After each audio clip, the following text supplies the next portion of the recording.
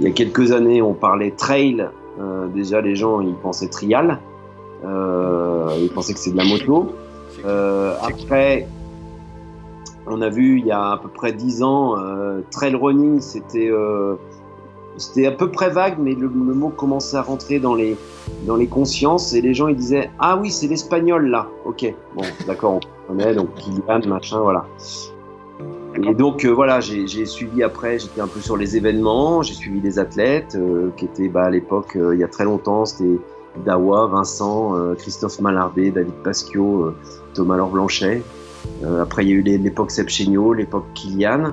Et puis est venue l'époque du digital il y a à peu près une bonne dizaine d'années, avec du coup la création d'un site web qui était indispensable, la création des réseaux sociaux. Et je me suis un peu approprié cette partie-là. Salut à toutes les trailers et à tous les trailers, c'est Nico au micro et vous écoutez Let's Try, le podcast. Pour ce projet consacré 100% à la pratique et à la communauté du trail running, j'ai décidé de partir à la rencontre des différentes personnalités qui constituent ce milieu. Trailers inconnus, organisateurs de courses, athlètes de très haut niveau ou encore figures médiatiques, je souhaite vous faire bénéficier de leur expérience à travers un entretien au format long qui me permettra de vous faire découvrir plusieurs aspects de mes invités et ainsi connaître leurs histoires, leurs peurs, leurs motivations et leurs petits secrets. Pour constituer une réelle communauté autour de ce projet, chers auditeurs, je vous demande de participer à votre manière en notant avec 5 étoiles et en mettant un petit commentaire sur Apple Podcast ou en vous inscrivant à la newsletter mensuelle.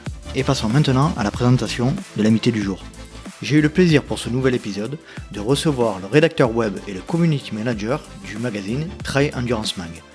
Il est présent dans le milieu du sport outdoor et notamment du trail running depuis une vingtaine d'années et est également accompagnateur en moyenne montagne. Nous allons entrer dans l'histoire du trail car vous allez le voir, nous allons évoquer ses premiers pas avec le Festival des Templiers et il nous parlera également de sa présence à toutes les éditions depuis la création de l'UTMB. Il évoquera également avec nous son rôle au sein du magazine Trail Endurance Mag et tout un tas d'autres sujets tout aussi intéressants les uns que les autres. Je ne vais pas vous faire patienter plus longtemps et je laisse place à ma conversation avec Monsieur Fred Bousseau. Salut Fred, je te souhaite la bienvenue dans un épisode du Let's Ride Podcast et je te remercie d'avoir accepté mon invitation.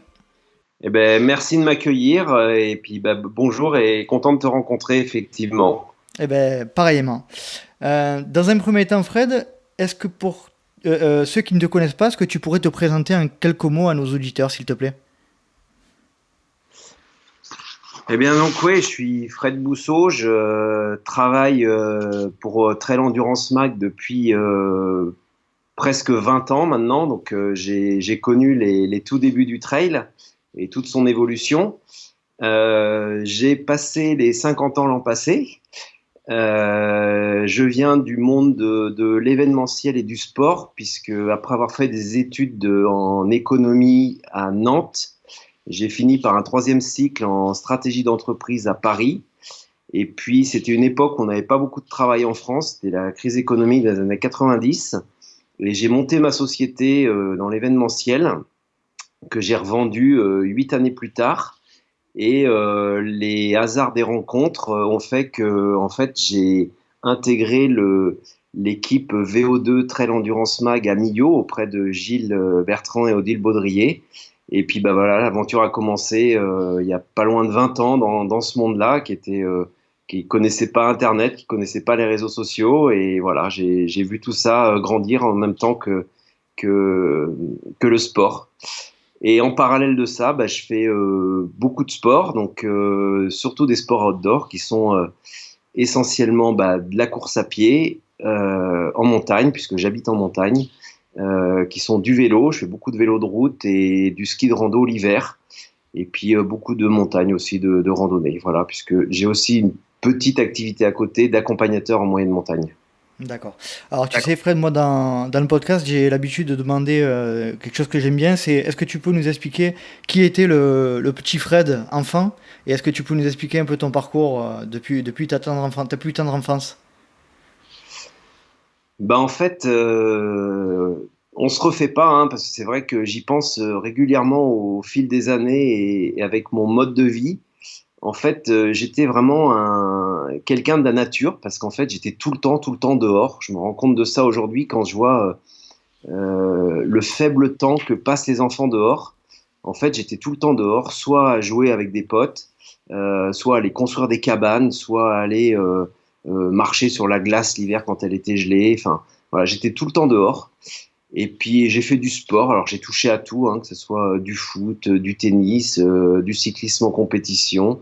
Tu as grandi où? Euh, j'ai grandi à Nantes en fait, À à Nantes. Nantes. Ah bah écoute, moi, Voilà, à Nantes. pour la petite histoire, mes parents sont tous deux de la même région que toi, puisque mon père est né à Guérande et ma mère est née à Saint-Nazaire. Voilà. Alors c'est des coins que je connais beaucoup parce que j'ai aussi pratiqué pendant plus de 10 ans la planche à voile. Et notamment, j'ai aussi travaillé dans un atelier de planche à voile à la pleine époque de windsurf. Et désormais, je fais un petit peu de kitesurf quand j'en ai l'occasion sur des spots à l'étranger. Voilà. Donc oui, j'étais un enfant de la nature et aujourd'hui, j'ai continué un peu dans cette voie-là parce que c'est vrai que je me retrouve, j'ai un besoin en fait d'être tous les jours dehors. Voilà, C'est viscéral. c'est exactement ça. D'accord. Et donc ensuite, au niveau de l'adolescence et puis au niveau de ta formation, ça s'est passé comment?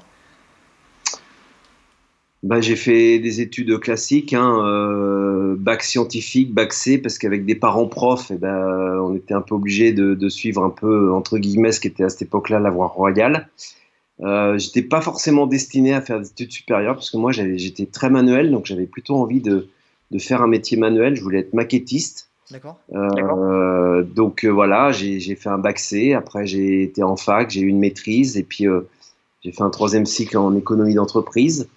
Voilà, donc bon, bah, tout m'a servi. Le côté manuel, je m'en suis resservi un peu plus tard parce que j'ai rénové un vieux chalet dans les Alpes qui m'a servi de gîte pendant quelques années. Et puis voilà, donc je me rends compte avec le temps que finalement tout sert, qu'on fasse des études d'économie, qu'on soit manuel, qu'on ait vécu un peu en lien avec la nature ou qu'on ait fait du sport et tout. À un moment, tout sert et tout peut nous servir. Donc, faut jamais rien négliger, quoi. Tout à l'heure, tu disais que tu avais monté ta société. Est-ce que tu peux, dans l'événementiel, me semble-t-il, est-ce que tu peux nous parler un peu plus précisément de cette période? Alors ouais, c'était dans les années 90. En fait, bon, bah, l'histoire, elle est anecdotique, hein, mais c'est vrai que peu de gens la connaissent. En fait, toute cette histoire, et en gros toute ma vie, s'est construite en faisant le ménage. Voilà. Donc j'ai commencé en faisant presque, on va dire, l'homme de ménage, parce que le samedi après-midi, quand j'avais 16-17 ans, j'avais un atelier de planche à voile qui était à 5 km de chez mes parents. Et dans cet atelier, en fait, il y avait toutes les stars françaises qui passaient, qui étaient Robert Théo, Nathalie Simon, le shaper, c'était Fred Meunier, il y avait, voilà, enfin, on voyait, il y avait même Robinèche qui était venu. Donc, c'était pour moi qui avait 16-17 ans, c'était absolument incroyable de pouvoir rencontrer ces gens-là. Et en fait, le deal avec eux, c'est que le week-end, le samedi après-midi, je faisais le ménage dans l'atelier. Donc, il y avait vraiment du boulot parce que des planches à voile, ça produit beaucoup de déchets. Et en échange, à la fin de l'année, ils me fabriquaient une planche à voile. Voilà. Donc, c'était ça. Bon deal. Et est arrivé, en fait, la grande époque du windsurf, où il y avait notamment aussi les indoors à Bercy, avec les ventilateurs. Et puis toutes les Coupes du Monde avec les tournées aux Canaries, aux États-Unis, partout dans le monde, en Afrique du Sud. Et puis là, il y a eu un gars qui est arrivé, avec qui je me suis associé après, qui en fait fabriquait des structures gonflables dans le monde du windsurf et pour mettre en avant la promotion des marques. Il avait notamment fait une bouteille de Vittel qui faisait 9 mètres de haut. Et au moment où la planche à voile s'est écroulée, lui, en fait, qui était un pur technicien, ne connaissait rien du tout au côté marketing, gestion d'entreprise, communication, comptabilité et tout ça. Et moi, je finissais mes études, donc on s'est retrouvés. En fait, tous les deux, lui n'avait plus trop de boulot. Moi, j'arrivais sur le monde du travail dans une période compliquée. Et bah voilà, on s'est retrouvés à tous les deux à se dire, bah allez, on y va. Voilà, on s'est lancé et puis on a commencé dans notre appartement. C'était le début du web, en fait, où tous les gens pensaient qu'ils allaient tout fracasser avec le web. C'était en Bah, quelle nous, on année ça était dans notre... précisément? C'était en 96, 95, 96. Voilà. D'accord. C'était quoi l'objectif de se lancer dans ce projet-là? Qu'est-ce que vous vouliez faire? Eh ben, on voulait avoir du boulot, en fait. Mhm. Voilà. C'est que moi, j'avais mes compétences de mes études. Olivier, avec qui j'étais associé, avait des compétences techniques sur la fabrication de ces produits-là. Et on s'est dit, bah, tiens, à un moment, on va avancer. Moi, j'étais passionné de montagne. Je connaissais un peu tout le milieu des tournées de ski, de snowboard, de freestyle, de tout ce qu'il y avait à cette époque-là, aussi de planche à voile. Et je me suis dit, bah, tiens, on va essayer d'avancer ensemble, de commercialiser ça. Et puis l'aventure est partie. Et on a commencé tous les deux. On était dans notre appartement, hein. Moi, à l'époque, j'étais au RMI, hein, donc j'ai commencé, j'étais au RMI. Euh, Lui, il était dans son appartement. On avait une machine à coudre dans le couloir parce qu'on avait des tout petits appartements. Et puis, bah voilà, on s'est débrouillé en gros avec vraiment 3 francs 6 sous, puisqu'à l'époque c'était aussi des francs. Et, et puis voilà, on a avancé. Enfin voilà, on est parti avec les moyens du bord. Et puis finalement, 8 ans après, j'ai revendu la société. On était 7 quand j'ai revendu et la société existe toujours. Elle est toujours basée à Nantes. Elle a des filiales en France et en Europe. Elle s'appelle Cairn, comme un cairn, le symbole qu'on retrouve en montagne sur les chemins. Voilà, il n'y a pas de hasard. C'est la même société qui fabrique les masques et les casques de ski, non? Non, non, non, alors C'est pas non. Alors, celle-là. euh, Cairn qui fabrique les lunettes et les masques, c'est cairn.com et nous, c'est cairn.fr, mais ça s'écrit pareil. Et Voilà. d'accord. Et cette société que tu as lancée fait toujours la même activité? Alors, ils ont toujours la même activité. Ils sont maintenant à peu près 15. D'accord. Donc moi, pour moi, je suis très très content et très fier d'avoir pu mettre cette petite pierre à l'édifice parce que je me rends compte aujourd'hui que j'ai aussi une des salariées que j'avais prise il y a un peu plus de 20 ans, Manu, qui en fait était quelqu'un qui était pareil, hein, au bout de son RMI et tout, et que personne ne voulait embaucher, qui avait un problème de surpoids et tout, et que j'avais embauché, à qui j'avais fait confiance et qui aujourd'hui est devenu responsable de fabrication dans la boîte. Voilà. Sacrée fierté, quoi, pour toi. Ouais, enfin, moi je suis content si à un moment on peut participer Hmm. à l'élan social et mettre des gens en confiance dans la vie, ce qui a été le cas en l'occurrence pour cette personne-là, pour Manu, et ben moi je suis content. C'est au moins quelque chose de fait de bien, quoi. Voilà. Bref, une belle expérience. Qu'est-ce que tu en retires de celle-ci et qu'est-ce que ça t'a apporté dans la suite de ta carrière? Bah, ça m'a apporté des rencontres, puisqu'en fait, Gilles et Odile, qui m'ont embauché après à VO2 et Endurance, bah, c'était mes clients, D'accord? en fait. J'ai commencé à travailler aussi avec eux par l'intermédiaire de photographes que je connaissais, qui travaillaient sur le terrain, qui étaient Yves-Marie Kéméner et Jean-Marc Mouchet, que je rencontrais moi sur les événements de sport. Et puis Yves-Marie m'avait mis en contact avec eux. Et puis voilà, donc j'ai créé des liens, j'ai pu rebondir sur cette expérience après avoir vendu ma société. On avait fait un pari en se disant, bah, on lance le truc, si ça marche, on continue ensemble. Moi, je connaissais tous les annonceurs du milieu de la montagne, hein, qui étaient Salomon, North Face, Gore-Tex, Technica, tous ces gens-là. Eux les avaient pas, ils étaient plus sur les marques blanches de l'univers du running, c'est-à-dire plus le Adidas, Puma, Nike, Brooks, Mizuno. Donc je leur ai dit, bon, bah écoutez, ce qu'on fait, on tente l'aventure, si ça marche, on continue, si ça marche pas, on arrête et moi je ferai autre chose. Est-ce que tu peux nous parler de tes premiers pas avec le trail? Bah, mes premiers pas avant d'être à Trail Endurance, en fait, j'ai beaucoup aidé les Templiers au début, quand c'était encore à Nantes. C'était très, très amical dans le sens où c'était une bande d'amis, en fait, qui était à l'origine de ce noyau autour des organisateurs. Et en fait, on était très impliqués dans le balisage, en fait, et dans la cohésion. Donc, il y avait Yves-Marie, il y avait sa femme, il y avait tout un noyau. Et en fait, on partait souvent 2, 3 jours avant sur Nantes et on faisait le balisage des Templiers. Voilà, c'était vraiment ambiance bon enfant qui se retrouve encore dans beaucoup d'organisations, hein. Mais c'est vrai que mes premiers pas ont été sur les Templiers. Voilà, en tant que vraiment noyau, je faisais quelques courses. J'avais aussi fait quelques raids d'aventure dans les raids SFR ou les défis verts. Mais le trail a vraiment commencé pour moi sur les Templiers. L'aventure a commencé là-bas. D'accord.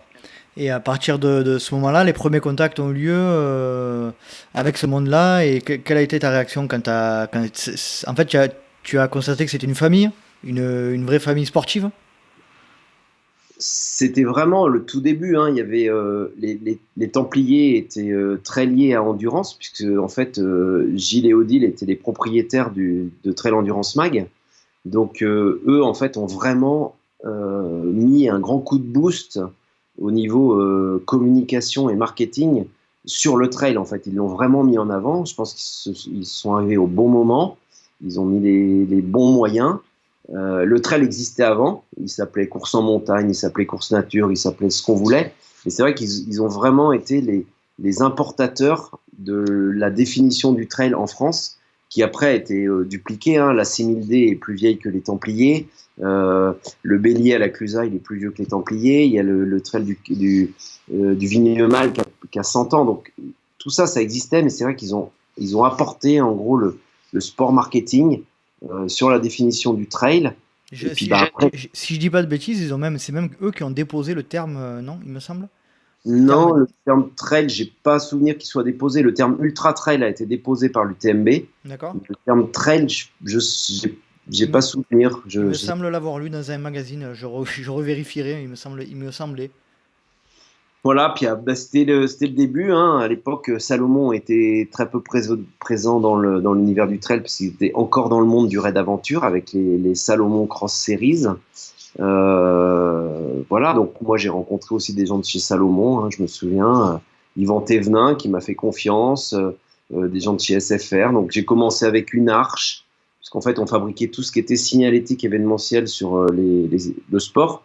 Donc c'était les arches, c'était les oriflammes, c'était tout ce qui était entourage d'air d'arrivée sur le ski ou sur le snowboard.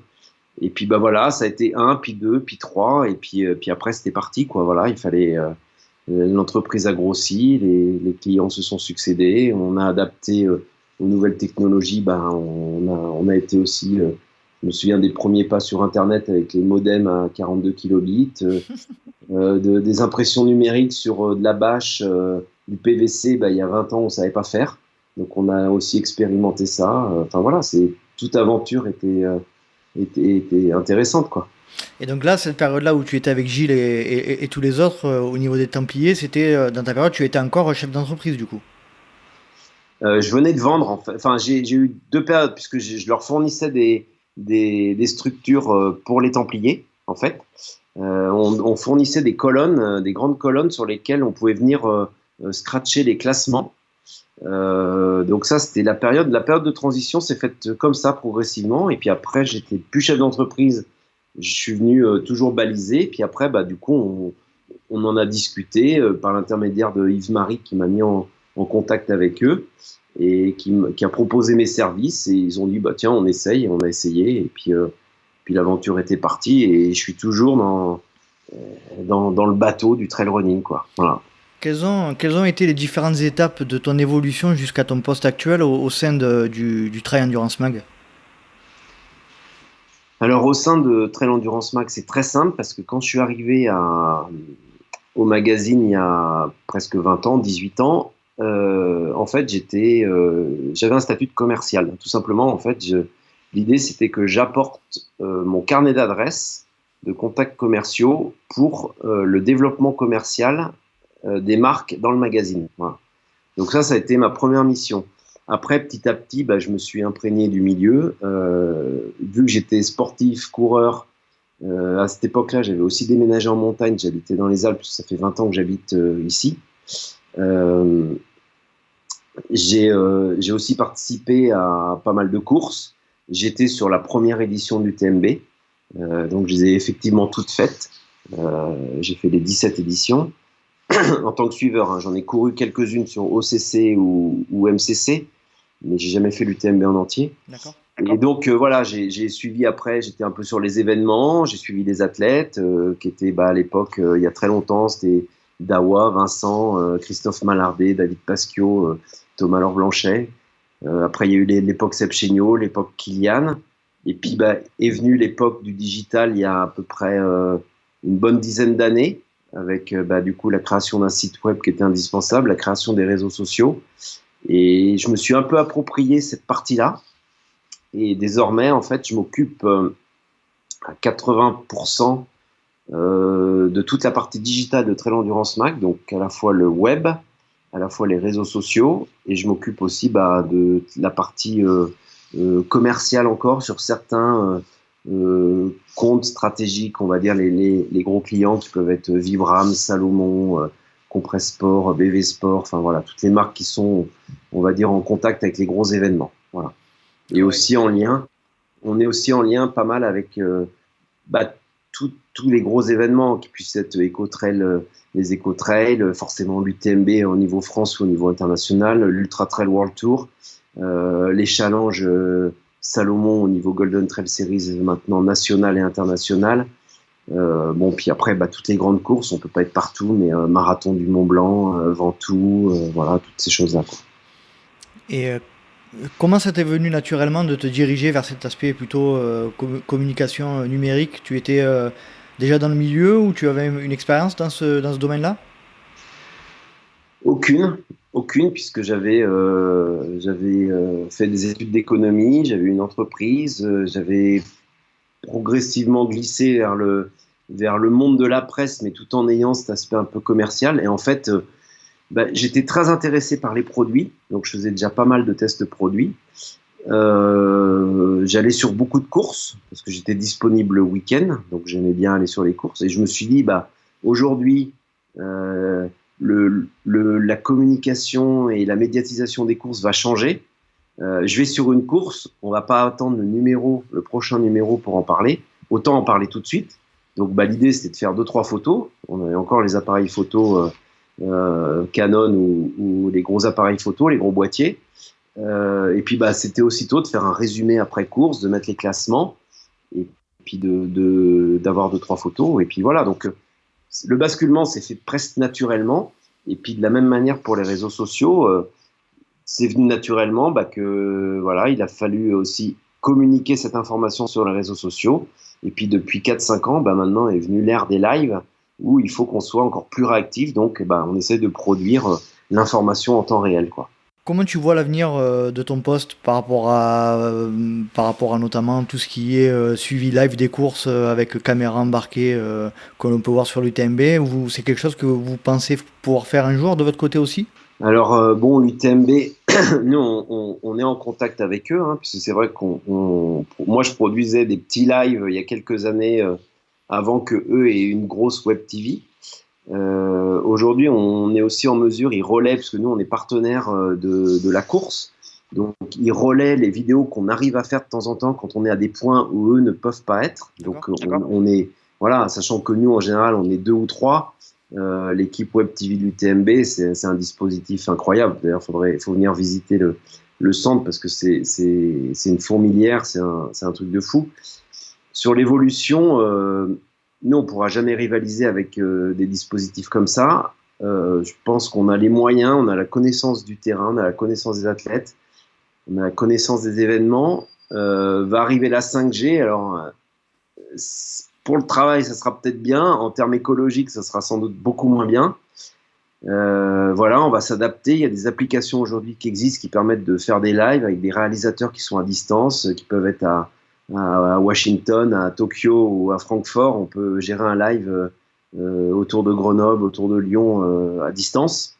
Donc il y a une évolution technologique qui est incroyable. C'est ce qui se passait il y a 6 mois en arrière, on ne soupçonnait pas, je parle vraiment en termes de digital.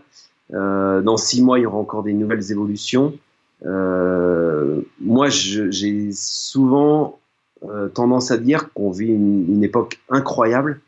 Et je suis content de la vivre parce que les gens qui sont un peu plus vieux que moi, souvent ils ont un peu décroché au truc. Et les plus jeunes, ils n'ont pas connu cette évolution. Et moi, je me dis, on vit un truc incroyable et qui a révolutionné le monde. Enfin, quand on prend tout ce qui se passe aujourd'hui, enfin, les applications comme Blablacar, tout ce qui peut tourner autour des rencontres, que ce soit économique, que ce soit même affectif, que ce soit même social, que ce soit les groupes sur le trail, que ce soit tout.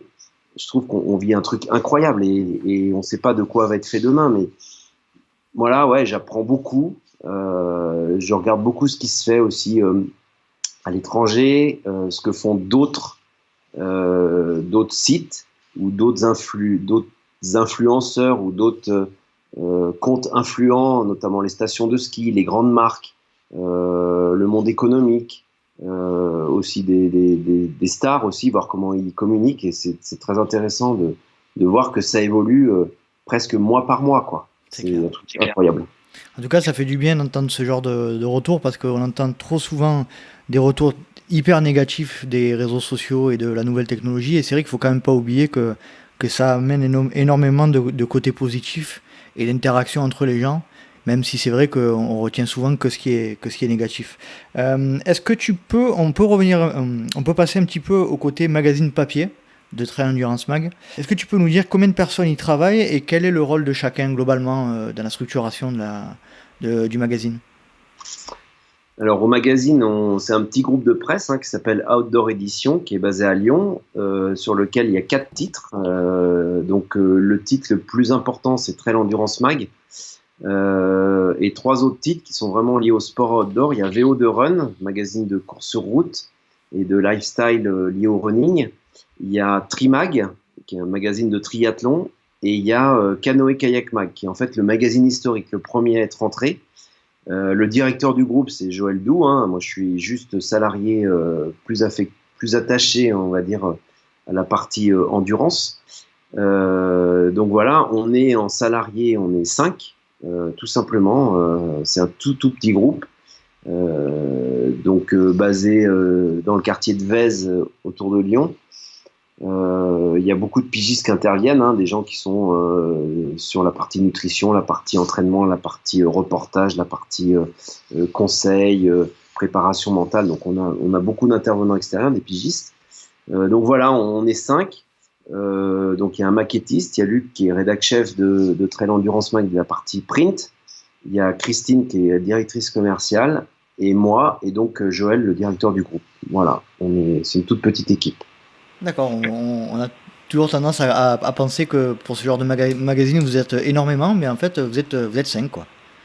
On est C'est... 5, ouais. Il y a des magazines où ils sont encore moins. Aujourd'hui, on va pas se cacher que la presse, elle est aussi, c'est une période difficile. On est, on est aussi bousculé, notamment par l'arrivée du digital. Alors nous, la chance qu'on a, c'est qu'on a pris ce virage-là il y a pas loin de 10 ans. Donc on a changé plusieurs fois de forme de site, passé d'un typo 3 à WordPress pour ceux qui connaissent. On a adapté nos réseaux sociaux. On est aujourd'hui présent sur tout, sur Instagram, sur Facebook, sur Twitter. On était sur Google Plus aussi quand il fallait y être. Voilà, mais il y en a qui sont à moins. Et aujourd'hui, le challenge est effectivement de survivre dans cette crise de la presse. Et bon, je pense que pour l'instant, on s'en sort pas trop mal, quoi. Et pour en revenir un petit peu à la technique, et notamment en ce qui concerne l'élaboration du site web, c'est toi qui t'occupais de cette partie technique-là? Ah non, non, on a des développeurs, Vous avez des devs? D'accord. on a des gens qui bossent autour de nous, notamment sur le développement des bases, enfin toute la partie technique, le back-office, comme on dit. On a des équipes qui travaillent dessus, qui sont des prestataires. On a aussi des gens qui travaillent sur nous, sur les analyses de données, sur nos chiffres, sur les manières d'optimiser nos articles et leur visibilité. On est notamment depuis 1 an et demi sur Google News, donc ce qui a été un truc très compliqué, mais désormais on y est, donc ce qui augmente aussi notre trafic. Donc voilà, non, on a aussi des gens qui bossent sur les parties très techniques, quoi. J'ai une petite question que je me pose à chaque fois que je lis un de vos magazines ou un de vos concurrents, c'est comment sont choisis les consultants, notamment professionnels, de médecins, entraîneurs, etc., qui collaborent à certains articles. Comment ça se passe? Vous avez vos habitués ou systématiquement vous essayez de trouver des nouveaux invités pour collaborer? C'est plutôt un pool d'habitués, ça c'est vrai, c'est plutôt souvent les mêmes intervenants. C'est des gens, alors moi je suis pas complètement sur toute la partie rédactionnelle, c'est plus Luc qui s'en occupe. Donc, alors c'est souvent, effectivement, on a nos intervenants qui sont une équipe fiable à qui on peut commander des sujets. Et on sait qu'effectivement, les sujets ils sont livrés dans les temps, le contenu va être qualitatif, il y aura les bons interlocuteurs, exactement ce que nous, on va rechercher. Et puis après, bah, effectivement, il peut aussi y avoir des nouveaux joueurs qui rentrent régulièrement, à la fois sur des aspects très spécifiques, qui peuvent être la préparation mentale, qui peuvent être préparer un objectif, ou aussi des nouveaux joueurs comme il y a pu avoir récemment Baptiste Chassagne ou Alexandre Viol qui vont peut-être incarner la nouvelle génération et qui apportent un vent de jeunesse à l'équipe, quoi. Et toi, en ce qui te concerne personnellement, lorsque tu réalises que tu publies des posts ou des articles de blog sur le site internet, notamment en ce qui concerne les news, quelles sont tes sources? Où tu vas chercher les informations? Bah, je pense que c'est aujourd'hui une de mes forces, c'est qu'aujourd'hui je suis dans le milieu depuis, on va dire presque depuis sa création, enfin en tout cas son avènement un peu plus sport marketing. Et c'est vrai que j'ai un énorme réseau dans le milieu, que ce soit auprès des fédés, alors toutes sortes de fédés, celles qui sont officielles comme la FFA, comme aussi le Skyrunning, la World Mountain Running Association, l'IAU. Voilà, il y a toutes ces fédés, j'ai des contacts, les coureurs, j'ai des contacts, les marques et les teams, j'ai des contacts. Dans le monde de l'antidopage, de la lutte antidopage, j'ai des contacts. Donc j'ai pas mal d'infos qui m'arrivent, donc ça c'est aussi important. Et puis après, bah voilà, je fais aussi comme tout le monde, on voit ce qui se passe sur les réseaux sociaux, donc des fois il faut être très réactif tout de suite, ça peut être même un samedi soir ou un dimanche soir, il faut pouvoir réagir très vite. Voilà, bah, par exemple ce matin j'ai publié, puisqu'on est en pleine période de coronavirus, bah, on a estimé nous, après en avoir discuté avec Joël, qu'on avait aussi notre mot à dire sur la situation et aussi prendre la parole sur quelques précautions à prendre. Et donc j'ai publié un article là, ce matin avec 5 points importants à respecter, voilà, qui sont notre avis de magazine spécialisé où bah, si on peut avoir un petit rôle citoyen à jouer, bah, on essaie de le jouer, quoi. Ouais, donc pour ceux qui ne le savent pas, qui écoutent en dehors de la période dans laquelle on est et à laquelle on enregistre, on est en pleine période de coronavirus, donc en mars 2020, et effectivement, nous sommes en confinement depuis hier soir, et c'est vrai que c'est une période un peu particulière, et j'ai vu ton post, et effectivement, je pense que c'est chouette d'avoir communiqué à ce sujet pour faire, comme tu disais, un geste citoyen pour rappeler les bonnes pratiques. On va changer un petit peu de sujet. En début mars 2020, donc, vous avez fait le Big Test Shoes à Fort-Calquier. Donc il me semble que c'est toi qui en a été responsable. Est-ce que tu peux nous décrire ce projet? Alors oui, d'ailleurs, c'était à ce moment-là qu'on s'est un peu contacté, parce que c'est vrai que on avait émis l'hypothèse de se rencontrer sur ce test-là, parce que je crois que tu n'étais pas trop loin. Ouais.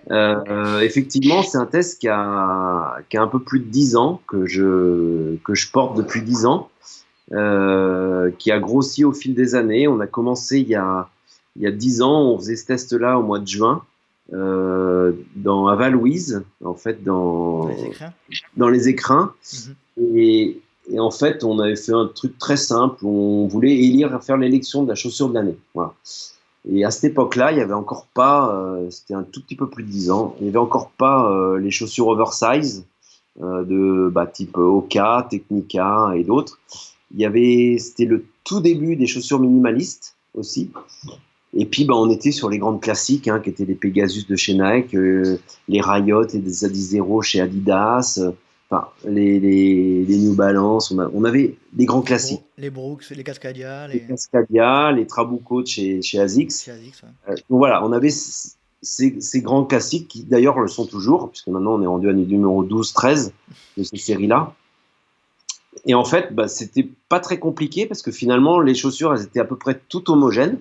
Et on avait fait le classement, le top 3 de l'année, en fait, le podium. Et puis l'année suivante, en fait, s'est posé un problème, c'est que est arrivé Oka sur le marché et aussi, je crois que c'était la Minimus de chez New Balance, qui était une chaussure minimaliste avec laquelle courait Anton Kuprika. Et cette année-là, en fait, on s'est retrouvé confronté à un vrai problème, c'est comment on pouvait classer des chaussures avec des semelles énormes et des chaussures avec un drop zéro au ras du sol, et au milieu, on va dire ce qui existait depuis des années, les Trabuco, enfin celles qu'on a citées. Et donc est venue l'idée de se dire que ça pouvait pas continuer comme ça. Donc on a réuni toutes les marques, on s'est mis autour de la table une journée à Lyon, et on a décidé du coup de faire des catégories, une typologie de produits. On leur a demandé comment eux ils effectuaient leurs tests, sur quels critères ils sélectionnaient leurs testeurs. Enfin voilà, on a construit le test avec les marques. Et puis voilà, le test il a grossi au fil des années. Certaines marques se sont même inspirées de nos catégories pour refaire leurs produits, en fait, vraiment. Et des marques aujourd'hui qui ont une catégorie Road to Trail, une catégorie Ultra, une catégorie Mountain Trail, une catégorie Racing. Donc ça, c'est nos 4 catégories.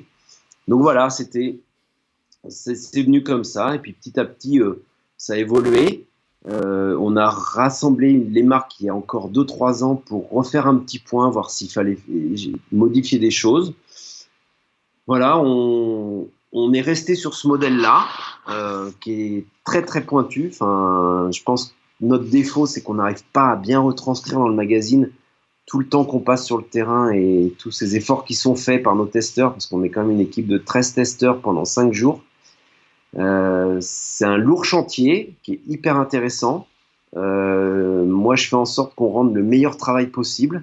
Et je tiens à préciser que c'est un boulot qui est complètement indépendant, c'est-à-dire qu'il n'y a aucune marque qui est présente sur le terrain, que s'il y a des marques qui achètent de la pub dans le magazine, les testeurs ne sont pas au courant et qu'on fait abstraction. Donc ça nous a valu quelques cartons jaunes, des fois des cartons rouges.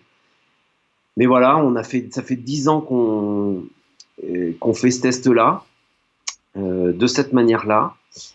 Et puis, écoute, je vais même te dévoiler un truc. Je pense que c'était sa dernière année dans cette version-là. D'accord. Et que l'an prochain, on va réfléchir à un nouveau modèle de test. J'ai absolument pas les tenants et les aboutissants. Nous, on sent qu'on est arrivé au bout. On sent qu'il y a autre chose à faire. Il y a aussi une époque, on en parlait tout à l'heure, l'époque des influenceurs, les marques qui sont aussi mobilisées vers les chaînes YouTube, vers les Instagrammeurs, vers les comptes Facebook, voilà. Et en fait, tout ça est un peu confus. Donc, nous aussi, on se dit c'est peut-être le bon moment de remettre le chantier à plat et de repartir sur une nouvelle formule. Donc, on pourra en reparler, mais voilà, on va essayer de travailler vers un nouveau projet de test chaussures. Je pourrais t'en dire plus quand j'en saurai, mais là, je fais pas de langue de bois, je sais pas. Voilà. Vous allez changer de forme, mais pas de fond, c'est ça que tu veux dire? On va changer. La forme va changer, le fond va en partie rester. C'est-à-dire, je pense que nos journées de test sur les thématiques, c'est-à-dire les 4 catégories que j'ai décrites avant, où chaque jour, quand on est sur un territoire où on teste les produits, on s'attache à ce que le terrain du test soit adapté à la typologie. Pour être très clair, on ne va pas tester une chaussure de racing sur un terrain typé montagne. Voilà.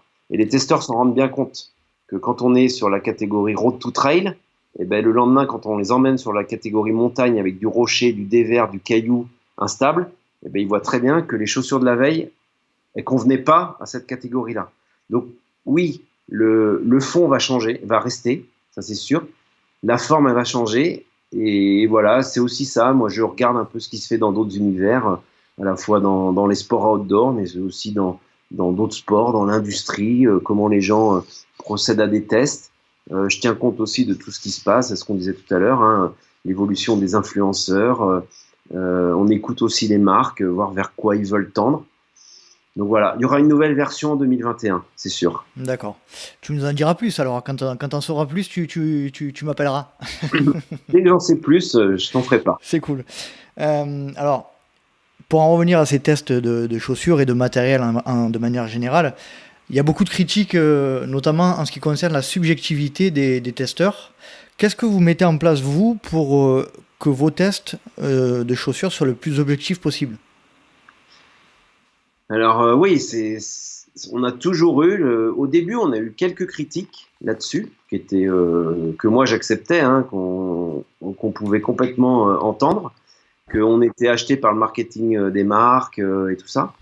Sans parler Alors, de ça, mais juste en oui. parlant du ressenti subjectif du testeur.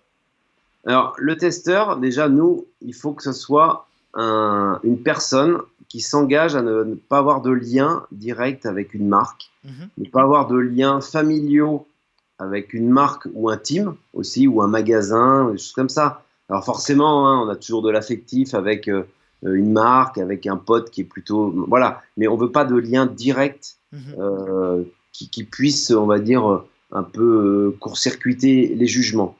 Voilà. Après, bah, nos testeurs, il faut absolument pas qu'ils soient dans un team. C'est des coureurs lambda, hein, donc effectivement, ça va du coureur du milieu de peloton à des coureurs qui peuvent gagner des petites courses autour de chez eux ou de niveau départemental. Donc on a toute sensibilité, tout univers social, tout profil physique. C'est un appel à Soit... candidat au départ? Alors on fait un appel à candidature, on a refait cette année, on a recruté 3 filles cette année. Et c'est vrai que on avait bah, c'est aussi ça, hein. Moi, je suis un peu arrivé au bout de ce test. Et cette année, on avait une équipe solide de garçons des 2 dernières années. Donc, on a renouvelé la même équipe chez les garçons. Mhm. Avec notamment Alexis, un des testeurs qui a 6 ans d'expérience. Et on se rend compte aussi d'une chose, c'est que les testeurs ont la mémoire des pieds. En fait, ils arrivent vraiment à se souvenir dans une marque. Par exemple, si on passe d'une Cascadia 13 à une Cascadia 14, eh ben, aujourd'hui, ils ont assez de pieds et assez de finesse dans leur analyse pour se souvenir du modèle d'avant et de se souvenir des évolutions qu'il y a pu avoir. Donc pour nous, c'est très très riche en fait, Bien sûr. comme analyse en fait derrière. Ouais, par rapport à ces critiques-là de subjectivité des testeurs, vous avez aujourd'hui, vous êtes plus ou moins tranquille. Vous savez que vous avez, on va dire, 13 testeurs divers et variés et on ne peut pas vous taxer de subjectivité par rapport à ça, quoi. Non, non, non, c'est même l'inverse. On va dire qu'on a des gens très objectifs. Moi, je m'attache énormément à une chose, c'est qu'une fois que le test est lancé, pour moi, sur cette partie-là, en tout cas, une grosse partie du boulot est fait. Je suis là pour plusieurs choses, pour ça, m'assurer que le test se déroule dans de bonnes conditions et effectivement éviter aussi trop de communication entre les testeurs. C'est-à-dire que s'il y en a un qui revient et qui dit ah, bah, cette chaussure elle n'est pas bien et tout, nous on veut éviter ça. C'est-à-dire qu'on veut pas que le testeur suivant reparte avec la chaussure avec déjà un a priori. Voilà, Mhm, c'est mhm. pour ça. Et puis après, bah, je suis là pour aussi encadrer, pour que tout se passe bien, pour que les gens soient. Mais oui, on essaye d'avoir des gens le plus objectifs possible. On a eu quelques critiques. Alors, pour la petite histoire, il y a une année, on a eu 2 personnes qui nous ont un peu chahuté sur les réseaux sociaux. J'ai gardé leurs coordonnées en leur disant que l'année suivante, j'allais les inviter, que le test était, il n'est pas public, il n'est pas ouvert aux marques, il est ouvert à la médiatisation, parce on n'a pas de problème à médiatiser. Et moi, j'ai pas de problème aussi à avoir des gens qui viennent voir comment ça se passe, tant qu'ils se taisent sur les résultats des tests. Et j'ai invité ces 2 personnes-là à venir, tout frais payé, équipés. Ils rentraient en fait dans le pool de testeurs et ils ont refusé. Voilà. Bon, donc je pouvais pas faire plus. C'est clair. Mais en tout cas, j'étais prêt à ce que eux se servent de leur expérience pour qu'ils puissent communiquer que notre test était complètement intègre. Voilà. Bon, D'accord.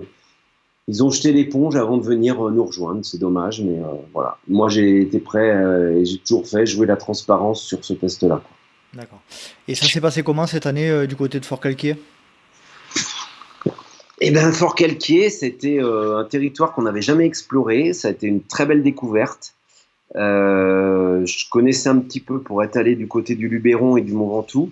Je connaissais un petit peu l'autre côté, côté Alpes, mais c'est vrai que je connaissais cette montagne de Lure sans jamais l'avoir trop investi. Et je pense que pour nous tous, parce qu'on était 16 en tout, ça a été une très très belle surprise avec des très très beaux terrains de jeu. On a eu une météo pas toujours simple, mais qui finalement était très bien pour nos tests, parce qu'on a eu de la pluie, du vent, du froid, Toutes les de la boue. conditions? On a eu toutes les conditions. On a eu des très beaux panoramas, on a eu un accueil exceptionnel du territoire. Et je pense que nous aussi, on joue cette carte-là. C'est un territoire qui va pouvoir profiter de, de notre rayonnement national quand on va sortir le test. Et puis bah, qui a pu profiter pendant la période où on était là-bas de la communication qu'on a pu faire sur les réseaux sociaux, sur le site web, des vidéos qu'on a pu produire. On va d'ailleurs en sortir une dans les prochains jours qui sera un résumé assez joli, je pense. Voilà, donc un super territoire. Moi, avant de partir, je me disais, je pense que c'est un coin qui doit être beau, mais qui est méconnu. Et en fait, ça m'a confirmé mon sentiment, c'est que vraiment, et je pense qu'à titre personnel, je vais y retourner très prochainement, là, peut-être dès qu'on sera sorti de ce confinement, pour aller faire du vélo là-bas, parce que je pense que c'est vraiment un terrain de jeu incroyable. Ouais, je te confirme, moi j'ai fait à plusieurs reprises le THP, notamment le marathon de Lure. C'est un des plus beaux souvenirs de trail et c'est vraiment un chouette endroit. Euh, on va parler du dernier classement que vous avez fait récemment qui s'appelle les champions des champions de la décennie. Alors je crois que c'était en collaboration avec l'ITRA. Est-ce que tu pourrais nous parler de ce classement? Quels ont été les résultats et éventuellement son mode de calcul, si possible? Alors oui, c'est un...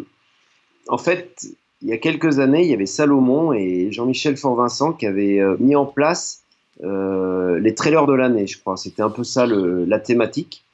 Et puis Jean-Michel, en gros, on s'est mis d'accord et il nous a cédé le concept. Et nous, on est parti à faire en fait l'élection des trailers de la saison, quoi. Enfin, des champions chaque année. Et pareil, au fil du temps, puisque ça doit faire 7-8 ans qu'on organise ça, et ben en fait, ça s'est complexifié parce qu'au début, ben, on avait, allez, en gros, la distance un peu templier qui était la distance phare. On parlait pas trop de la course en montagne. Bah, l'ultra, c'était 2-3 ultras dans l'année, donc c'était un peu anecdotique. Donc on n'en parlait pas énormément. Et puis bah, au fil du temps, on s'est rendu compte qu'on pouvait pas mélanger effectivement un coureur d'ultra qui faisait 160 bornes 4 fois dans l'année, type par exemple Antoine Guillon, hein, qui fait de la diagonale, qui a fait dû faire la diagonale 10 fois, 12 fois. Euh, et puis bah, un autre coureur, type Julien Rancon, Manu Messa, qui sont des coureurs en montagne, mais qu'au final, la performance athlétique, eh ben, elle n'était pas forcément mise en valeur pour chacun de ces coureurs. Donc on a cassé des catégories, qui étaient trail court, trail, on va dire moyen, et puis ultra trail. Donc ça a un peu été compliqué parce que du coup on avait plein de candidats dans chaque catégorie et des votes incroyables il fallait faire les palmarès. Donc je me suis vraiment C'est toi qui as été en charge raté de un ce... petit peu, d'ailleurs, mais C'est toi qui as été en charge de ce projet-là? oui, moi j'ai pris ça au début, hein, les trophées du trail. Voilà, on les a appelés les trophées du trail. Et donc on élisait, en fait, on essayait d'élire le champion de chaque catégorie, hommes et femmes, voire à mettre un classement, 1, 2 et 3. Donc c'était assez compliqué. Après on a certaines années, on a réussi à le médiatiser en faisant aussi une émission avec Mont Blanc Live TV une année. L'an dernier, on était à Méribel. Cette année, on savait pas trop comment le prendre. Enfin, c'est pareil, on ronronne le truc, mais moi, je garde vraiment à l'esprit et c'est un truc qui me tient vraiment à cœur, c'est que bon, voilà, j'aime bien la compétition, j'aime bien les dossards, j'aime bien les élites, donc il faut les récompenser, il faut les mettre en valeur. Et cette année, bon bah voilà, c'était un peu la fin d'une décennie, 2010-2019. Donc, bah, on a sorti en collaboration avec l'ITRA, avec Didier Curdi, là, qui s'occupe des statistiques, bah, tous les Français qui avaient été les plus performants sur les 10 dernières années. Voilà. Et puis, bah, on a soumis un vote. On a eu à peu près, je crois, 4000 votants. Et donc, sont sortis bah, ceux qu'on a pu découvrir dans le numéro 139, qui est en kiosque. Voilà. D'accord. Hommes Et et femmes. là, encore la question se pose de nouveau. Pas trop de critiques par rapport à ce type de projet. Alors j'imagine que ça a dû être un casse-tête pour toi. Ça doit être un casse-tête à réaliser avec tous les paramètres dont tu parlais. Pas trop de critiques en ce qui concerne ce classement-là? Les retours sont comment? Non, on n'a pas trop de critiques parce que on le fait en 2 temps, en fait. On fait un premier temps où on essaie d'en nominer le maximum. Donc, cette année, je crois, il y avait 30 hommes, 25 femmes et 10 ou 12 personnalités, parce qu'on a voulu aussi récompenser ou en tout cas mettre en lumière les personnalités qui ont marqué la décennie. Donc voilà, le premier vote a été lancé sur 30 et après, on a retenu les 10 derniers. Et je pense que objectivement, on a nominé toutes les personnes, coureurs et personnalités qui, à nos yeux, ont marqué la décennie du trail, quoi. Voilà. Au niveau français, hein, bien sûr, au niveau français. D'accord. Bon, Donc non, pas trop de critiques. Après, il y a toujours 2-3 qui ont la critique facile, mais ceux-là, ils ont la critique sur tout. Donc que ce soit sur l'UTMB, le dopage, l'argent, le skyrunning et tout, il y en a qui ont toujours la critique facile. Donc bon, il faut faire avec. Des fois, on leur répond, des fois, on les laisse s'exprimer, et puis voilà. D'accord. On dénombre pas moins de ce que je connais, 4 magazines papier du même type que le Trail Endurance Mag. Quelle est la relation entre vous, entre les différents magazines? Est-ce que ça se passe bien? Est-ce qu'il y a de l'entraide? Comment tu vois cette relation? De l'entraide, non, on n'a pas d'entraide. Chacun fait son boulot, je pense, avec sa ligne éditoriale. Hein. On est effectivement, enfin moi j'en identifie que 3. Donc on est chacun sur notre ligne éditoriale, on est chacun avec ce que je disais tout à l'heure, des équipes plus ou moins formées, des équipes plus ou moins d'expérience. Voilà. Chacun fait son boulot, je pense, on a chacun notre créneau aussi. Et donc ça, c'est la partie, on va dire, purement un peu macroéconomique. Après, en termes de personnes, on se connaît très bien. Que ce soit Serge Moreau, que ce soit Pauline dans d'autres magazines, Sylvain Bazin, enfin, on se connaît tous. On se voit régulièrement sur des voyages de presse, on se voit régulièrement sur des événements. Des fois, on court ensemble, on a des petits challenges qu'on se lance et on fait des courses communes de 12-15 km ou 20, un peu plus. Et donc, non, on boit aussi des bières ensemble. Où ça se passe, humainement, ça se passe très très bien. On a de très bonnes relations. Après, chacun fait son boulot. On respecte chacun le travail des autres. Et puis, et moi, c'est aussi ça, une espèce de baseline que je me suis toujours mis. On a intérêt à faire ça parce qu'on est tous dans le même bateau. On a tous un intérêt, c'est à ramer dans le même sens, à la fois en termes de presse, qui n'est pas aujourd'hui dans les meilleures configurations, mais à la fois aussi en termes de discipline. Plus on est armé pour aller dans le même sens et plus on la fera évoluer ensemble avec des intérêts communs et tout ça profitera à tout le monde, que ce soit aux marques, aux coureurs, aux médias, aux événements. Voilà, moi je partage assez cette idée-là, quoi. Ok. Dans le dernier magazine du mois de janvier-février, donc l'avant-dernier du coup, parce que le dernier est sorti récemment, j'ai noté une place assez notable attribuée aux portraits de coureurs, qu'ils soient athlètes ou non. Comment est choisie l'orientation éditoriale d'un magazine tel que Trail Endurance Mag? Là, c'est pareil, hein, on a été obligé de faire face à l'évolution du digital, hein, ce que j'expliquais tout à l'heure. C'est le digital, il est apparu au début, on faisait des résumés de courses, donc forcément, l'information, on l'avait dans les 24 heures, selon comment on se connectait.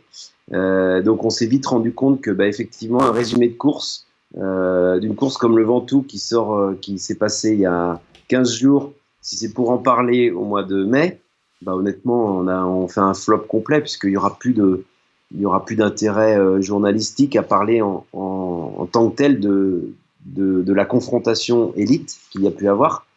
Donc, tout ça, il a fallu revoir effectivement la ligne éditoriale. Donc, effectivement, on peut parler du Ventoux, on peut parler d'autres courses et tout, mais avec des angles différents qui sont, pourquoi pas, le portrait d'un coureur milieu de peloton, le portrait d'un coureur élite, revenir, pourquoi pas, un portrait d'organisateur. Donc, oui, on a été obligé de revoir notre ligne éditoriale pour s'adapter et effectivement mettre à la poubelle les résumés de course qui pouvaient être d'un intérêt il y a 20 ans et qui aujourd'hui sont, on va dire, sur le web ou instantanément sur les différents comptes réseaux sociaux à la fois d'organisateurs, de prestataires, de médias comme nous ou même des coureurs. Donc, il a fallu qu'on s'adapte. Voilà.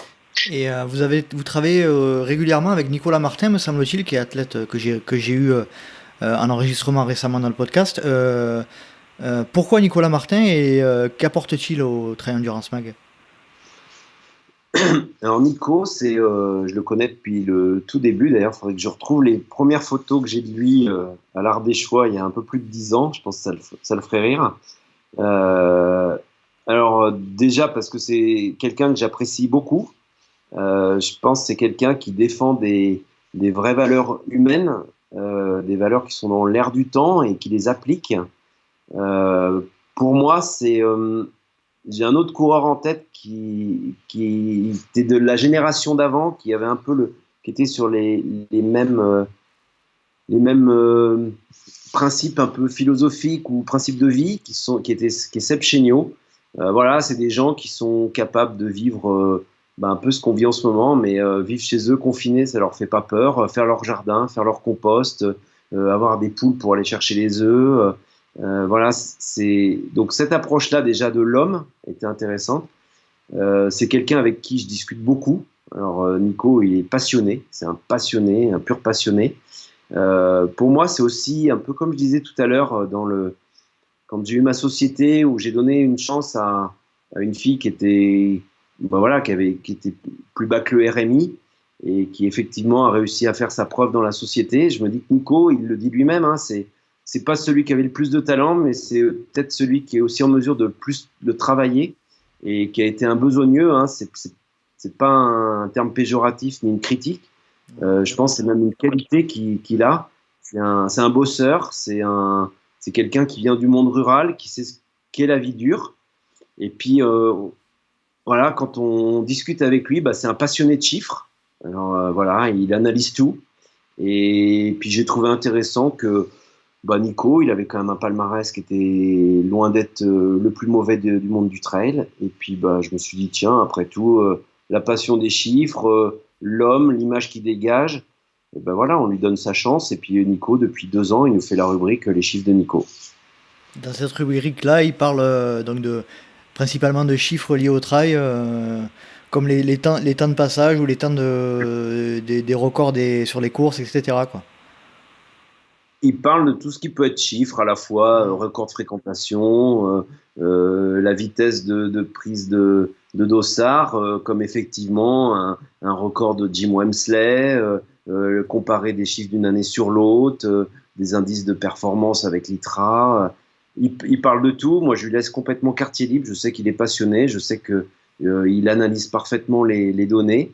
Et puis voilà, moi j'aime bien. Je sais qu'on a des bons retours là-dessus. Il y a pas mal de gens qui aiment bien la rubrique qu'il fait. Donc, ouais, c'est cool, je confirme. C'est sympa. On change encore de sujet. Est-ce que tu peux nous parler de ta vision et comment tu perçois la communauté trail running aujourd'hui, et notamment par rapport au retour des réseaux sociaux et au retour que tu as par rapport au Trail Endurance Mag? Comment tu perçois cette communauté-là?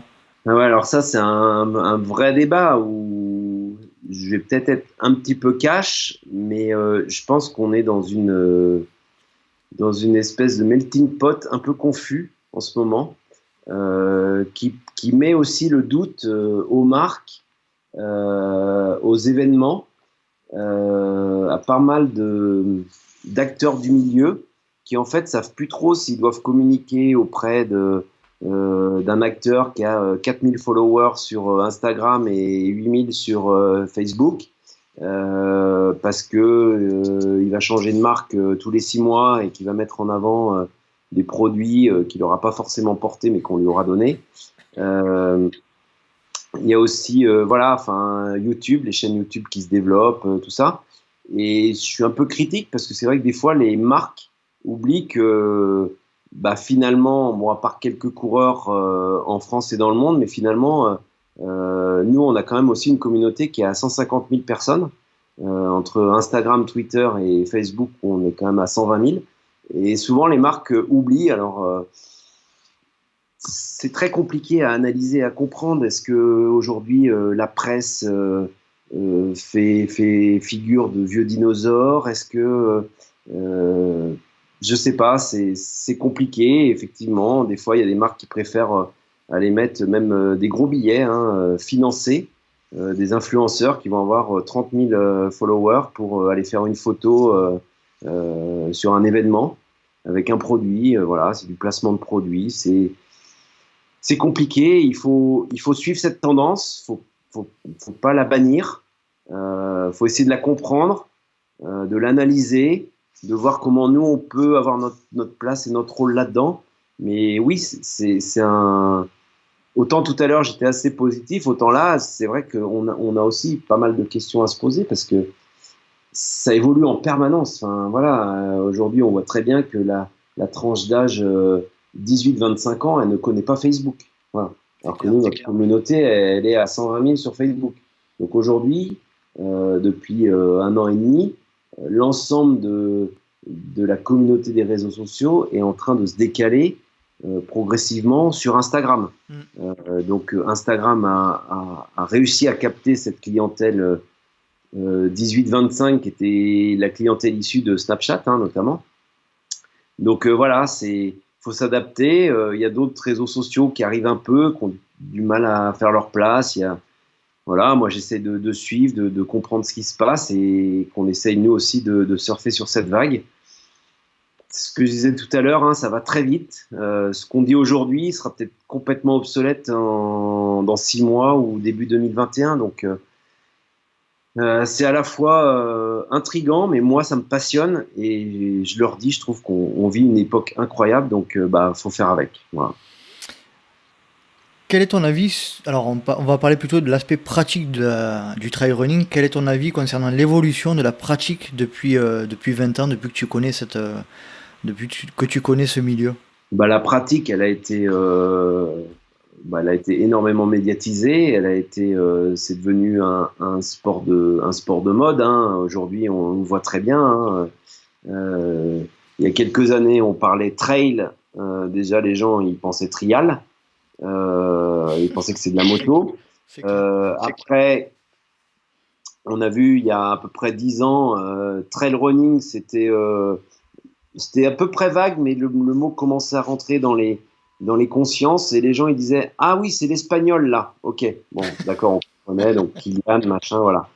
Et puis depuis 4-5 ans, je pense que la grosse médiatisation qu'il y a eu autour, effectivement, Kylian, il y a beaucoup fait. Je pense que si on n'avait pas eu Kylian, on n'en serait pas là.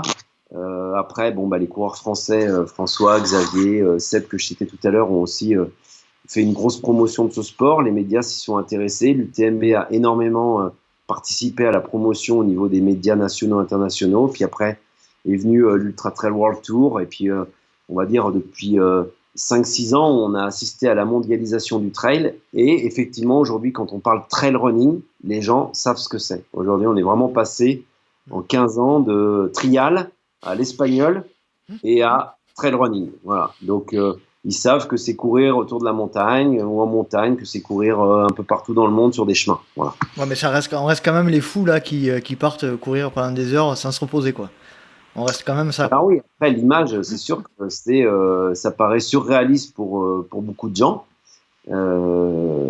Donc, ouais, ça aussi, tout ça, ça a évolué parce que c'est vrai qu'il y a 15 ans, quand on parlait de trail, l'époque que connaissent beaucoup, qui sont Thomas Laure Blanchet, David Pasquiau que je citais tout à l'heure, même Vincent Delbard à Washerpa, Christophe Jacquot, Thierry Breuil et toute cette génération-là qui était aux Templiers.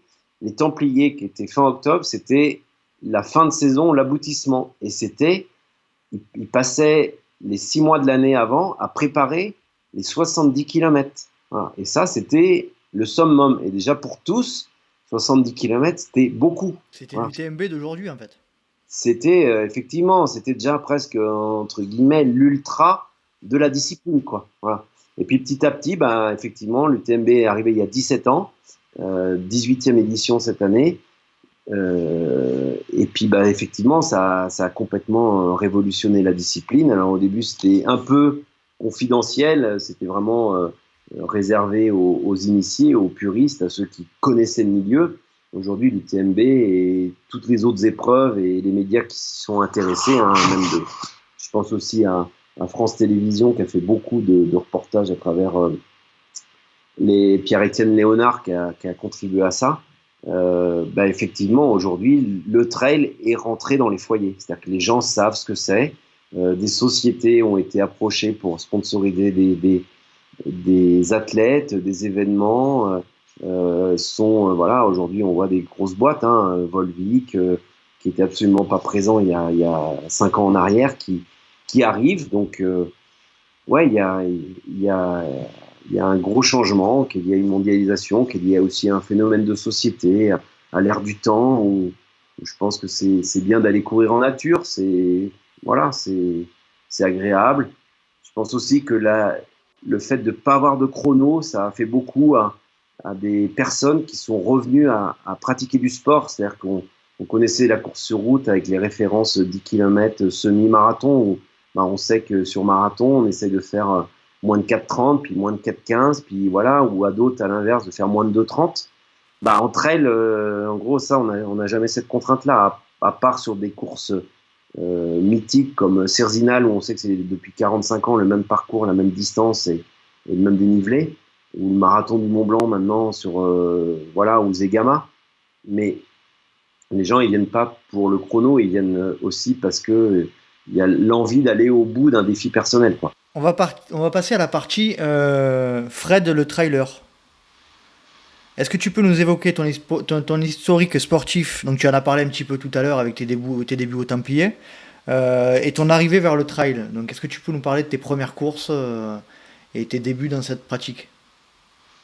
Moi, j'ai aucun palmarès en trail, hein, et je pratique cette discipline vraiment par plaisir. Parce que ça aussi, je pense que c'est une notion qui, au fil des années et de l'évolution du sport, a peut-être été un peu oubliée. Donc, je fais vraiment par plaisir, hein. Moi, je peux aller m'entraîner 3-4 fois par semaine et pas mettre un dossard pendant un mois. C'est pas un problème. Je profite pas mal des opportunités. C'est-à-dire que si je vois qu'un dimanche, je suis pas sur une course et qu'il y a une course pas très loin de chez moi qui est dans mes cordes, c'est-à-dire mes cordes, c'est entre 15 et 25 km parce que je me fixe comme objectif de courir sur 100% de la course. Voilà. Je fais des courses, donc il y a des saisons où je peux en faire 15, il y a des saisons où je peux en faire 8. Voilà. J'ai aucun fait d'armes, mis à part avoir fait un podium en équipe mixte sur la Pyramenta il y a 3 ans. Voilà, après une belle bataille, donc ça c'est un super souvenir. Avoir fait moins de 5 heures cette année à la MCC, en m'étant battu jusqu'au bout avec Diego qui m'avait accompagné, Diego Alarcon là, qui est coach, qui m'avait accompagné jusqu'au bout, donc c'était vraiment une super expérience. Voilà, j'ai fait l'OCC aussi, j'ai fait plusieurs courses aussi pas mal à l'étranger. Quand je vais à l'étranger, j'en profite pour courir, hein, que ce soit quand j'ai pu aller à Hong Kong, aux États-Unis, au Maroc. Voilà, j'ai pu le pratiquer, donc c'est sympa. Mais voilà, c'est vraiment par plaisir et quand l'envie est là, et l'opportunité, je fais une course. On a eu des petits challenges aussi avec mes confrères des autres magazines. Donc voilà, c'est vraiment un amusement. Je suis plus tourné compétition sur le cyclisme, hein, que je pratique encore en compétition. Voilà, là, je suis vraiment j'adore ça, j'adore aller frotter dans les courses, comme on appelle les vire-vire, hein, dans les villages. J'aime bien les frotter, j'aime bien aller prendre des échappées, voilà, être dedans, pas être dedans, être dans les bons coups. Enfin, voilà, c'est un truc qui me botte. Je viens de ce sport-là à l'origine. Donc voilà, c'est mes 2 sports que je pratique en compétition. Après, tout l'hiver, je fais beaucoup de ski de rando parce que j'ai la chance d'habiter en montagne et d'avoir la neige juste devant chez moi. Donc j'ai 2 mètres à faire tout l'hiver. Donc je fais environ 70-80 000 mètres de dénivelé dans l'hiver en ski. Et puis je pense 10-15 000 à pied l'hiver. Donc c'est pas loin de 100 000 l'hiver et à peu près pareil l'été, quoi. Voilà. Donc tu répartis ta pratique sportive entre ces trois pratiques. Pour revenir au trail en particulier, quel a été l'apport de ce sport en particulier? Est-ce que tu peux retenir quelque chose que t'a apporté le trail? Qu'est-ce qui m'a apporté? C'est une question difficile, ça, parce que il m'a apporté aujourd'hui que niveau sportif ou professionnel, il m'a apporté un épanouissement. C'est-à-dire qu'aujourd'hui, moi, je vis une passion depuis le début. Hein. Ça fait 20 ans que je suis dedans. J'ai vu le milieu évoluer, le milieu grandir. J'ai vu l'avènement de certains champions. Hein. Kylian, je me souviens de Jean-Michel Fort-Vincent, team manager chez Salomon, qui me dit là, on va avoir un Espagnol cette année. C'est lui le premier qui me l'a dit en 2009, qui m'a dit lui, il va tout péter. Et effectivement, à 21 ans, 20 ans, personne n'y croyait. Donc j'ai vu tout ça, donc c'est super. Et puis non, après, pour répondre à titre personnel, ce que m'a apporté le trail, c'est d'avoir cette chance aujourd'hui de pouvoir travailler de chez moi, puisque je suis en télétravail depuis le début, hein, depuis plus de 15 ans, je suis en télétravail, d'avoir une liberté incroyable. Donc je peux effectivement travailler le soir, travailler le week-end, travailler à 6 heures du mat, avoir des moments de libre dans la journée pour, pour aller faire du sport, pour passer du bon temps aussi. Voilà. Et ça, je pense qu'aujourd'hui, ça, c'est sans doute ce qui n'a pas de prix. Je sais que c'est une liberté incroyable et que cette liberté, elle est ce qui est peut-être ce qu'on a de plus cher. Je m'en rends compte avec les années qui passent, mais avoir la liberté et une certaine autonomie, c'est vraiment ce qui est le plus important et je le savoure tous les jours. Donc je sais que je suis un privilégié, rien que pour ça. Je le savoure, j'en ai conscience tous les jours quand je me lève ou quand je vais en nature, en montagne. C'est des moments que j'apprécie. Je suis capable aussi de partir 3 heures et de m'arrêter 1 heure à un sommet et de contempler, parce que c'est des moments qui sont rares, qui sont riches. Et puis quand on voit tout ce qui se passe autour de nous, eh ben, il faut savoir les apprécier, ces moments-là. Ouais, d'accord. Est-ce que tu pourrais nous donner ton pire souvenir et ton meilleur souvenir en course? Alors, pas forcément en ultra ou en trail, mais en pratique sportive, on va dire. Le pire souvenir, j'ai pas de pire souvenir. C'est peut-être une chute à vélo sur une course ou à l'entraînement, parce que les chutes à vélo, ça fait très mal. Voilà. Mais sinon, non, je pratique pas un sport pour être dans la souffrance et pour être dans la souffrance au point de regretter mes choix. Pourquoi j'ai jamais fait un UTMB ou même des ultras ou même des courses, c'est que j'éprouve aucun plaisir à être 7-8 heures dehors en compétition. Voilà. En montagne, oui, je suis capable de partir 7-8 heures en randonnée parce que j'ai envie de passer peut-être 1 heure à rien faire, de rejoindre un refuge, de passer une nuit en refuge.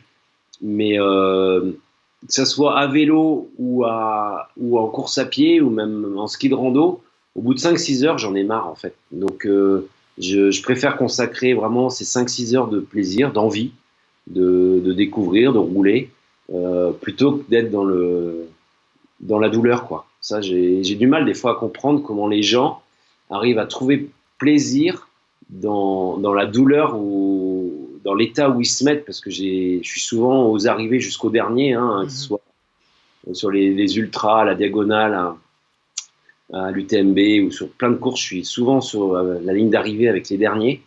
Et waouh, je me dis, ils ont quand même sacrément du mérite parce que ils se sont arrachés les tripes pour arriver là. Et la seconde question que je me pose, c'est, je me dis, mais à quel moment ils ont pu trouver du plaisir dans leur effort, quoi, parce que c'est dur, quoi. Donc non, j'ai pas de mauvais souvenirs en sport à part les chutes, quoi. Et ton meilleur souvenir en sport? Mon meilleur souvenir, j'en ai beaucoup, que ce soit au niveau sportif. Je me souviens de cette 3e place à la Pyramenta qu'on a gagné. On avait 14 minutes de retard la veille de la dernière étape et en fait on gagne pour 6 secondes le podium. Donc voilà, c'est des trucs qui restent des bons souvenirs.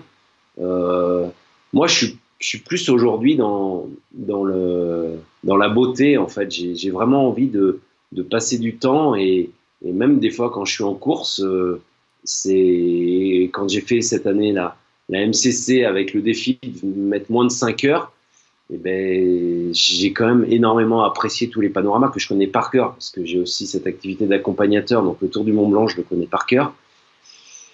Mais ouais, bon, la montagne, c'est un peu différent des fois d'autres endroits qu'on peut trouver, mais ouais, je suis assez hédoniste et là-dessus, j'essaye vraiment de maximiser le plaisir et quand je vais à un endroit, eh ben, je prends ce qu'il y a. Si je peux faire 4 heures de vélo, je fais du vélo ou du sport des fois avec pas mal d'athlètes connus.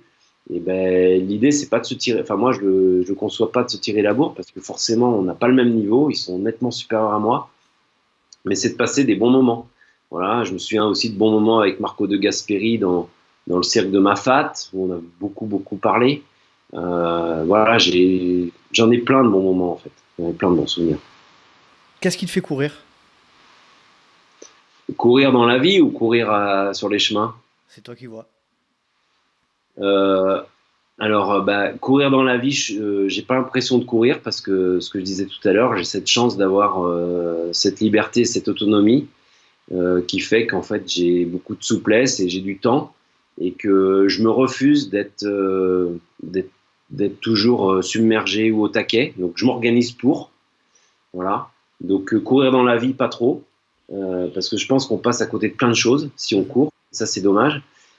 Courir dans le sport, eh ben c'est ce qu'on disait tout à l'heure, c'est à la fois avoir des moments de contemplation, des moments de plaisir, et je suis aussi quand même compétiteur, donc j'aime bien des fois me mettre des petites séances qui, comme on dit, elles font bien mal à la gueule. Et, mais des fois, ouais, je me dis, tiens, je vais aller à ce refuge-là, c'est à 5 km au-dessus de la maison. Et ben, je vais faire 4 fois ou 3 fois 10 minutes à fond avec 5 minutes de récup entre chaque intervalle. Et ben voilà, bon après, ça fait mal, mais quand on rentre, on est satisfait. Donc c'est tous ces petits morceaux de, de plaisir du sport. Et puis la finalité, c'est quand même de se sentir bien, d'être en phase avec soi-même, quoi. Moi, c'est un truc sur lequel j'apporte beaucoup d'attention, c'est d'être en phase avec soi-même. C'est-à-dire que moi, aujourd'hui, j'ai acquis beaucoup d'expérience, mais j'estime que je suis énormément en phase avec ce que j'ai envie de vivre, en fait. Voilà. Donc, En osmose. J'ai pas besoin de grand-chose. Je peux me contenter de pas grand-chose, mais en fait, je me suis rendu compte que le luxe, c'est pas mon truc. Mais par contre, passer 3 heures par jour en montagne, et ben c'est mon luxe en fait. Voilà. On peut dire que tu es heureux en fait, tout simplement.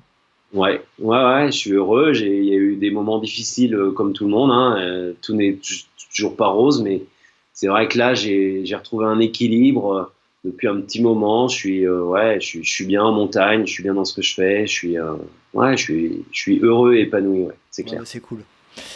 Si tu devais me conseiller quelqu'un pour participer au podcast, ça serait qui? Alors, je sais que tu dois avoir une longue liste. Mais si tu devais en choisir un ou deux. Alors, ouais, et ben, ça, j'y m'y attendais à cette question, donc forcément, et je vais te surprendre parce que effectivement, je pourrais en proposer plein. Je connais plein de gens qui sont très intéressants et je pense que tout le monde a quelque chose de très intéressant à raconter, des expériences incroyables, des chemins de vie qui sont incroyables. Il y en a qui ont lutté contre des maladies, qui ont lutté contre plein de choses. Moi, je penserais plus à 2 personnes qui sont Thomas Wiesel, alors que personne ne doit bien connaître en France. C'est un humoriste suisse qui est très brillant et que j'adore. Voilà. Et puis surtout, moi, quelqu'un aussi que j'aimerais bien rencontrer, qui est aussi une autre facette de ce que j'essaye de construire en ce moment, en tout cas dans mon mode de vie. C'est des gens comme, bon, je vais le citer lui parce que c'est quelqu'un d'influent, je pense, dans notre époque. C'est Jean-Marc Jancovici, qui